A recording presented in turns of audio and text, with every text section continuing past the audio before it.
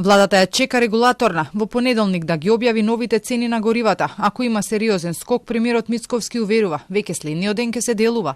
Дел од мерките со кои може да се интервенира се познати: намалување на ДДВ-то или акцизата за увоз на енергенси. Но за да се случи тоа мора да се прогласи кризна состојба, па од тука се отвара прашањето дали во вторник ќе се случи тоа. Доколку има драматичен скок на цената, се разбира дека ние како влада веднаш уште во вторник на редовната владина седница ќе интервенираме. Имаме неколку опции на располагање, дали ќе намалиме акциза, дали ќе намалиме данок на додадена вредност. Иако нафтените резерви се за нешто над 60 дена, Мицковски тврди дека со оглед на дневната потрошувачка тие се стабилни.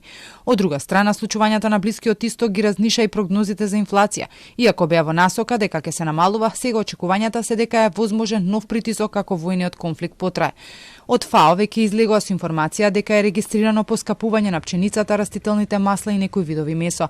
Дел од економистите веќе изјавија дека ако дојде до уште една поголема криза, просторот на македонските власти да делуваат со мерки е стеснат. Премиерот пак го повтори она што изминативе денови го зборуваат и неговите министри. Состојбата се следи, ако треба ќе се делува. Таа можност за нова инфлација доколку потрае кризата во заливот е возможна, апсолутно е на маса и ние согласно развојот на станите, така како влада реагираме.